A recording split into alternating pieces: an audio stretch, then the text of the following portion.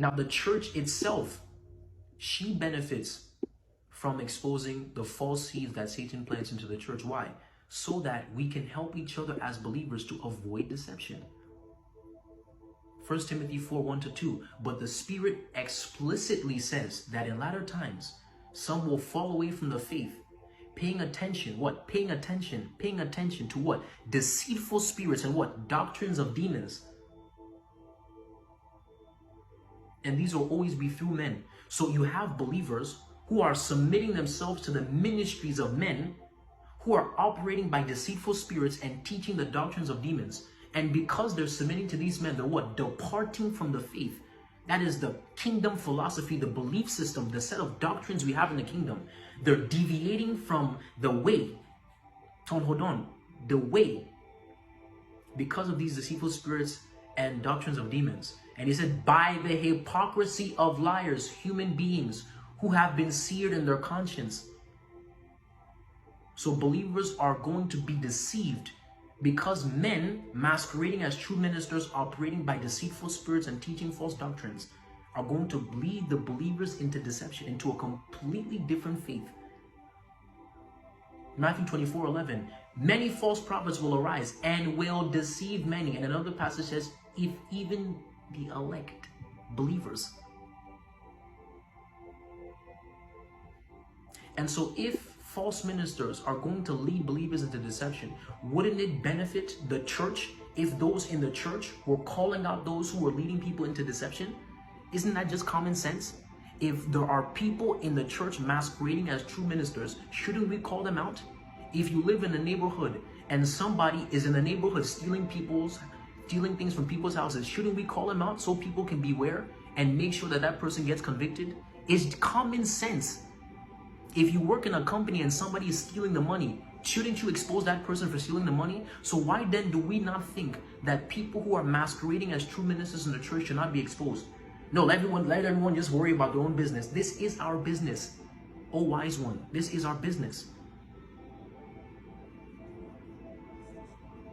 We don't want the believers to be deceived. We love the brethren. It's called Philadelphia, brotherly love. If you love the brethren, you will not want for them to be deceived. If you don't want them to be deceived, whatever influence God has given you, whatever giftings God has given you, you'll use it to help the people who are in your sphere of influence to avoid deception.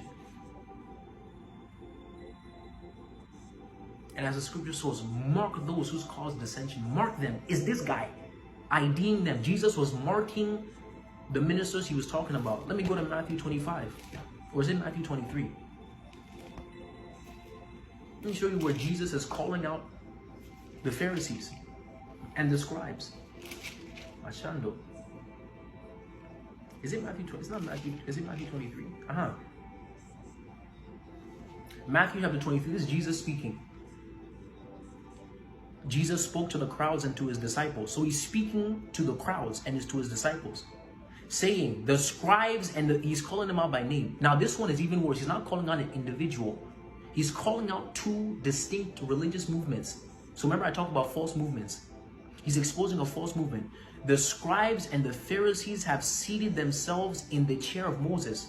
Therefore, whatever they tell you, do and comply with it all. So the issue wasn't their theology. The theology was sound.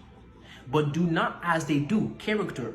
For they say things and do not do them. So he's exposing the immoral character of the scribes and Pharisees. And they tie up heavy burdens and lay them upon people's shoulders, but they themselves are unwilling to move them with much as their finger. And they do all their deeds to be noticed by other people, for they broaden their phylacteries and lengthen the tassels of their garments, and they love the place of honor at banquets and the seats of honor in synagogues, and so on and so forth. But I'm just trying to show you that Jesus Christ himself took upon the ministry of exposure and exposing the hypocrisy of the religious leaders of the day. He didn't say, no, these are fathers, let's not talk about them. That's how people teach now. Don't expose the sin of the fathers. No. Jesus, that means you would have been correcting Jesus if he did this in your time. Many of the things people are teaching, you would have not liked Jesus in his day. He was doing the things that you're castigating people for doing now.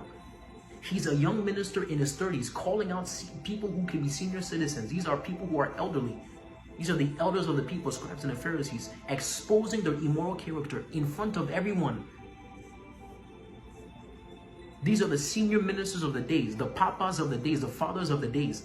And Jesus is exposing their false character or the immoral character and calling them hypocrites. You see,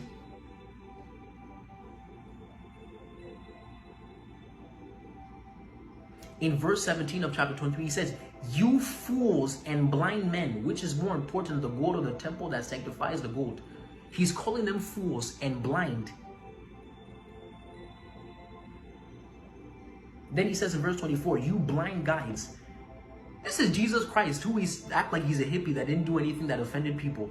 He's calling out senior ministers, foolish men, and blind guides. That means they're blind leaders. They have no vision. They don't know where they're going. They're not being guided by the Spirit. They have eyes, but they don't see.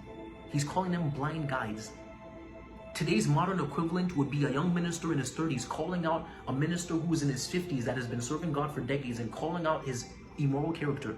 People would get in the comments and say, "Oh, who are you? How many souls have you saved? What have you done?" Young minister calling out people. You would have did that to Jesus, because Jesus doesn't have half the influence they had. These people were commanding all the Israelites to come to one place to worship. These were the senior ministers with authority, with influence, so forth, sitting in the seat of Moses, judging Israel, teaching Israel the law.